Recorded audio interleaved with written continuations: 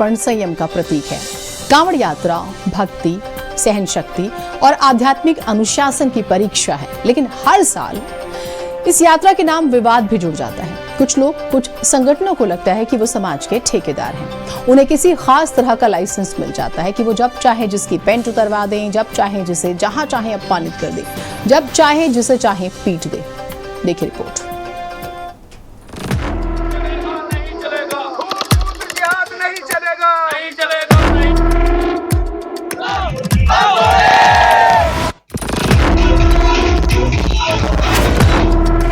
भोले के नाम पर कुछ लोगों की नफरत काम पर। कांवड़ यात्रा बहाना, मकसद खास लोगों को डराना। समाज में पैदा हुए कुछ स्वघोषित ठेकेदार खास धर्म के दुकानदारों पर कर रहे अत्याचार।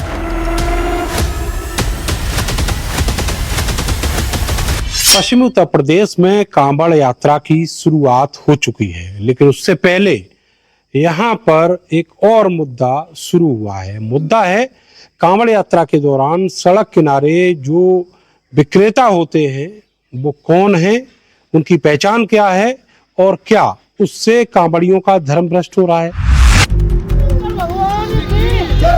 साल भर पवित्र कांवड़ यात्रा का इंतजार किया जाता है। करोड़ों की संख्या में भक्त अपने आराध्य प्रभु शिव को पाने के लिए, उन्हें प्रसन्न करने के लिए कांवड़ यात्रा पर जाते हैं, लेकिन हर बार यात्रा विवादों में आ ही जाती है।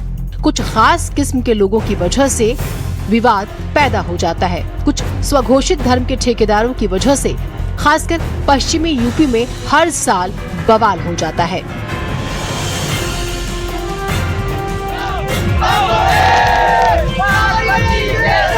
इस बार बवाल की शुरुआत हुई एक वीडियो और गंभीर आरोप से, जो हमारे पास आया मुजफ्फरनगर से।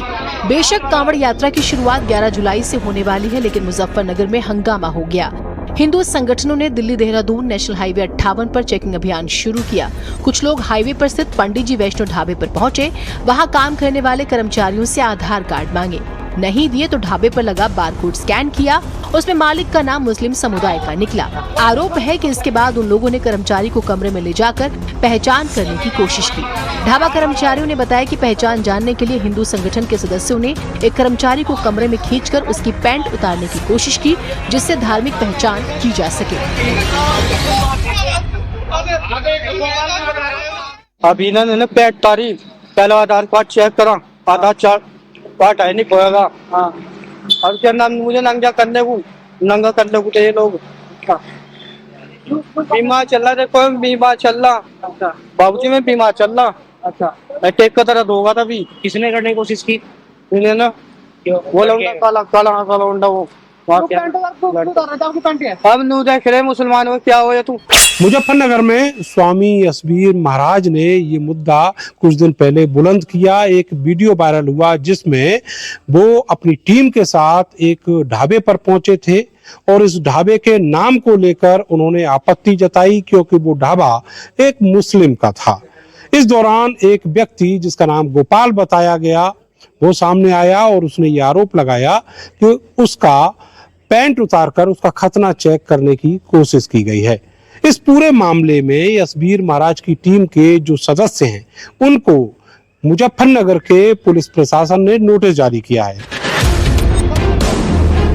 हुआ ये कि स्वामी यशवीर महाराज नाम के एक व्यक्ति ने हिंदू संगठनों के 500 लोगों की एक टीम बनाई।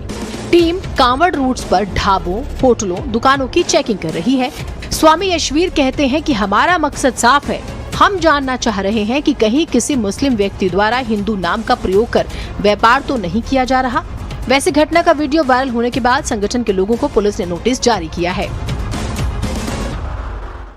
महाराज जी, सीजन आ गया कांवड़ का और अब आप भी फिर से चर्चाओं में हैं। पिछले साल भी आपने बहुत सारी कोशिशें की कि इन सब चीज़ों का एक नियम कायदा बन जाए। इस साल सरकार ने कोशिश भी की है, चाहे वो उत्तर प्रदेश की सरकार हो या फिर उत्तराखंड की सरकार हो।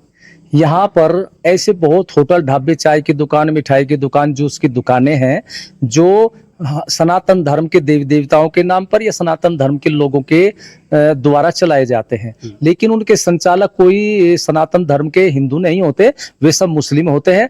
और आप ही मीडिया के माध्यम से सारे हिंदू समाज को जानकारी हो चुकी है कि हिंदुओं के धर्म को भ्रष्ट करने के लिए हिंदुओं के भोजन में थूकने, मूत्र करने, गौमांस मिलाने जैसे घृणित कार्य करते रहते हैं। तो हमने विचार किया है कि वह सनातन धर्म के लोगों के धर्म को बचाने के लिए हमें अपना एक विचार समाज में फैलानी चाहिए। बेशक मुजफ्फरनगर पुलिस ने ऐसे लोगों को नोटिस जारी किया है, लेकिन स्वामी यशवीर महाराज कानून को ठेंगा दिखाते हुए कहते हैं, हम अपना अभियान जारी रखेंगे। वैसे सियासी गलियारों में इस घटना के बाद बवाल मच गया। समाजवादी पार्टी के पूर्व सांसद एसटी हसन ने कहा है कि पैंट उतरवाकर धर्म पूछने वाले पहलगाम आतंकी हमला करने वालों से कम नहीं है, जिन्होंने धर्म पूछकर गोली मारी थी। दूसरी तरफ AIMIM नेता असुद्दीन ओवैसी ने कहा है कि धर्म के ठेकेदार ये बताएं कि वो हैं कौन। कानून है, सरकार है, अदालत है कौन जो उन्होंने पैंट उतरवाई। देखिए, ये धर्म के ठेकेदार नहीं है, ये देश के दुश्मनों से मिले हुए लोग हैं जो देश के अंदर शांति नहीं चाहते, जो हिंदू मुसलमान करके यहाँ की आबादी को बांटना चाहते हैं और आबादी बढ़ने के बाद देश कमजोर हो। इनका एक एजेंडा है, लोग इस बात को समझ नहीं रहे, लेकिन धर्म की आड़ में धार्मिक ब्लैकमेल करके ये सब हरकतें कर रहे हैं। किसने ये राइट दिया इनको कि ढाबों की चेकिंग करें? ये किसने इनको ये राइट दिया कि लोगों की पैंटें उतरवाएं? क्या इनमें और उन आतंकवादियों में कोई फर्क है जिन्होंने धर्म पूछ के पहलगाम के अंदर गोलियां मारी थी? ये भी एक तरह के आतंकवादी हैं और वो भी आतंकवादी थे। उनके कोई लीडर को बोले उतारो, पैंट उतारो, क्या बोलते वो लोग? एसपी के अरे क्या बात कर रहे हैं, वो जो बेचारा उसका नाम गोपाल है, क्या है तमाशा है? किसको राइट है जाके होटल में? कौन है आप बोलने वाले? किसके आप जाते कैसे होटल में? आप हु आर यू? आप पुलिस है, सुप्रीम कोर्ट ऑर्डर दिया last time, supreme court order आज भी रिलेवेंट है। आप होते कौन जाने वाले वहां पे? तुम्हारे को धरना देना है, तुम जाके धरना, तुम होटल में कैसे जाते? तुम किसके होटल में? तो तुम होते कौन? तुम गवर्नमेंट है, तुम कानून है, कौन है तुम? मैं आपको बार बार बोल रहा हूं, ये बागोवाली, सरवट, बजीरी, ये जो मुजफ्फरनगर बाईपास पे है, 10 साल पहले सुकून से था पूरा। अब क्यों हो रहा है गड़बड़िया? बराबर कांवड़ यात्रा जाती थी, जाती रहेंगी, मगर ये लोग कौन है भाई? देखिए, पिछली बार भी माननीय सर्वोच्च न्यायालय ने इस पर अपना फैसला दिया था। अगर पुनः इस तरह की चीजों को उठाया जा रहा है तो वो सर्वोच्च न्यायालय के फैसले का अपमान है। मैं इस पे इतना ही कहूंगा कि सरकार को लोगों को जोड़ने की बात करनी चाहिए, कि ना कि लोगों में भेदभाव पैदा करने की या लोगों को तोड़ने की बात नहीं करनी चाहिए। तो ये फेलियर है सरकारी, और ये राजनीतिक एजेंडा है। जनता ने पिछली बार भी इसको नकारा था और इस बार भी जनता इसको नकारेगी। हालांकि बस मैं चाहता हूं कि पिछली बार बहुत हिंसा हुई थी, तो इस बार उस तरह की हिंसा ना हो। पुलिस को अपनी जिम्मेदारियों को अदा करना चाहिए। बेशक भक्तों की आस्था को ध्यान में रखते हुए प्रदेश की सरकार ने नियम बनाए हुए हैं कि आप अपने नाम की तख्ती टांगे, लेकिन पैंट उतरवाने का लाइसेंस तो शायद सरकार ने भी किसी को नहीं दिया होगा। हमारे कुछ सवाल है धर्म के कथित ठेकेदारों से। धर्म के कथित ठेकेदारों, जवाब दो। कांवड़ रूट पर दुकानदारों को परेशान करने का ठेका आपको किसने दिया? धर्म के कथित ठेकेदारों, लोगों की पैंट उतरवाने का ठेका आपको किसने दिया? धर्म के कथित ठेकेदारों, लोगों को पीटने का ठेका आपको किसने दिया? धर्म के कथित ठेकेदारों, कानून, सरकार, अदालत, प्रशासन, क्या इन सब से ऊपर हैं आप? धर्म के कथित ठेकेदारों, सनातन की ठेकेदारी आपको किसने दी है? धर्म के कथित ठेकेदारों, क्या धर्म विशेष के प्रति कुंठा इस चेकिंग अभियान का मूल कारण तो नहीं है? कांवड़ यात्रा हर साल बेहतर तरीके से संपन्न हो, सरकार की यही कोशिश होती है। किसी की आस्था को नुकसान न पहुंचे, ये पूरे समाज की नैतिक जिम्मेदारी होती है। लेकिन क्यों ऐसा होता है कि हर बार कांवड़ यात्रा के दौरान कुछ स्वघोषित धर्म के कथित ठेकेदार पैदा हो जाते हैं, जो सनातन के नाम पर समाज में जहर फैलाते हैं, आग लगाते हैं, माहौल तनावपूर्ण बनाते हैं। लिहाजा सरकार को, प्रशासन को ऐसे लोगों के खिलाफ सख्त कार्रवाई करनी चाहिए। ब्यूरो रिपोर्ट, भारत समाचार।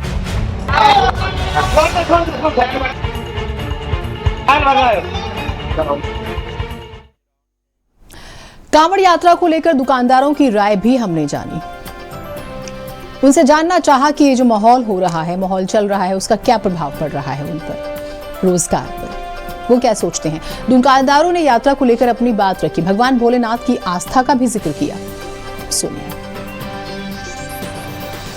कांवड़ यात्रा को लेकर जो दुकानदार हैं उनको तमाम तरह के सरकार ने दिशा निर्देश जारी किए हैं, लेकिन उन सब में सबसे ज़्यादा अहम है कि हर दुकानदार को अपना नाम अपनी दुकान के सामने लिखना होगा। भैया आप ये बताओ, आपका नाम क्या है? मनोज कुमार है जी। ये बताओ, आप तो ये कोला बेच रहे हो, तो क्या आपको भी यहाँ पे नाम लिखने के लिए बोला गया है? ना अभी तक तो बोला नहीं जी, आओगे तो लिखवा लेंगे जी। अच्छा, हाँ सुना तो होगा ना? हाँ सुना है जी हमने। क्या सुना है? यही क्या नाम लिखवाना पड़ेगा जी। अच्छा, हाँ और क्या करना होगा? भाई इसी के बारे में पता जी, मुझे तो जानकारी नाम ये जो फूड विभाग है उससे लाइसेंस भी लेना होगा क्या? नहीं, इस बारे में जानकारी नहीं हुई जी मुझे, अभी तक तो आई नहीं मैं। अब देखिए, ये परी छोले कुलचे वाले हैं और इन्होंने अपना नाम भी लिखा है, शिवम भटनागर। काली माता का चित्र लगा हुआ है, दूसरी तरफ भोलेनाथ का चित्र है, और खुद यहाँ पर आप देखेंगे एक महिला है जो यहाँ अपनी दुकान चला रही हैं। बहन जी, क्या नाम है आपका? जी सुमन। तो ये बताइए कि आपको ये बोला गया कि नाम लिखो यहाँ पे, कि आप पहले से ही लिखे हुए नाम? नहीं, पहले से लिखे हुए हैं। अच्छा, तो यहाँ कांवड़ निकलते हैं? हाँ जी, बहुत कांवड़ निकलते हैं। कांवड़ के दौरान भी लगा हुआ है? हाँ जी। तो अब सरकार ने निर्देश दिया है कि यहाँ पर आपको लाइसेंस लेना होगा, ये दिखाना होगा लिखकर कि ये ठेला किसका है, किस नाम से है। तो अपने पापा का नाम लिखवाएंगे, पापा का इस्तेमाल। अच्छा, लाइसेंस भी ले लेंगे? हाँ जी। अब नाम क्या है आपका? नाम मेरा अली हादी है। अच्छा, ये बताइए कि अभी जब कांवड़ यात्रा रहेगी तो उस दौरान किस तरह के दिशा निर्देश, क्या क्या रूल्स आप लोग फॉलो करते हैं?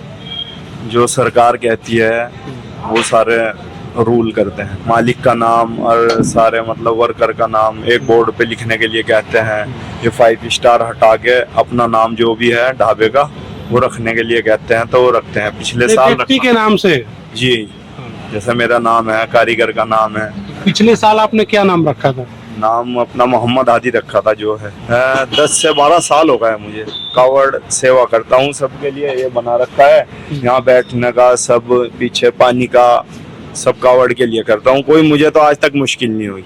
जो हिंदूवादी नेता हैं उनके अपने अलग ही सिगुफे हैं। उनका कहना है कि किसी को झंडा लगाना होगा तो किसी को 12 भगवान की तस्वीर अपनी दुकान पर लगानी होगी। लेकिन अभी भी मुजफ्फरनगर में ही ऐसे बहुत सारे मुस्लिम दुकानदार हैं जो कांवड़ के दौरान अच्छे से दुकानदारी भी करते हैं, दूसरी तरफ कांवड़ियों की सेवा भी करते हैं। कैमरा सहयोगी सानू के साथ मैं नरेंद्र, भारत समाचार, मुजफ्फरनगर। अब जो खबर हम आपको दिखाने वाले हैं वो आपको